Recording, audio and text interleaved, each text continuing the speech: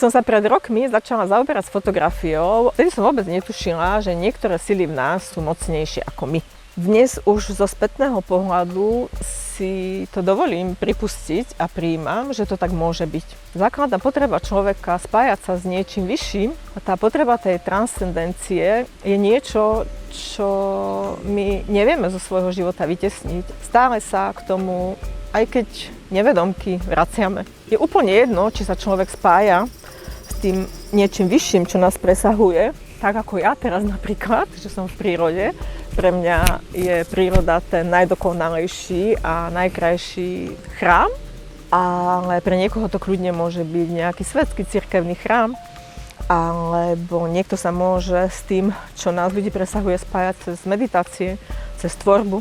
A pre mňa to bola vždy príroda na prvom mieste, potom to bola tá tvorba, zároveň to boli a ešte stále aj sú pre mňa zvieratá. Tvorivý je iba ľudský duch. Ak my si dovolíme, aby cez nášho tvorivého ducha prúdili k nám informácie a pripustíme a príjmeme to, že tie informácie sú pre nás a sú naše, tak sa skutočne dokážeme napojiť na to, čo nás ľudí presahuje. Zároveň dokážeme potom tvoriť život v súlade s našou dušou a s našim tvorivým duchom.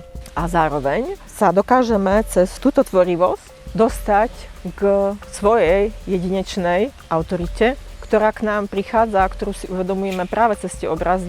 Ak sme na ceste tej našej jedinečnej autority a dôverujeme duchu a duši, ako nás vedie, tak naozaj kráčame po svojej ceste. Samozrejme, môže sa počas života udiať, že nás láka nejaké pozlátko cesty niekoho iného. My sa vždy, ak sa riadíme vnútornou autoritou, vrátime na tú svoju cestu. Druhá vec je, ak tie vonkajšie autority, ktoré sa k nám dostávajú cez to zahltenie tými vonkajšími obrazmi, ktoré ku nám dennodenne, v každom momente, v každej sekunde prúdia, potlačia tú našu vnútornú autoritu, tak nás to zvedie z tej našej cesty. A to samozrejme môže byť vec, ktorá sa môže počas života zmeniť, ale pre niekoho to môže byť aj celoživotná cesta. Pretože tá dôvera v tú svoju dušu, v toho tvorivého ducha bola odovzdaná do toho vonkajšieho sveta.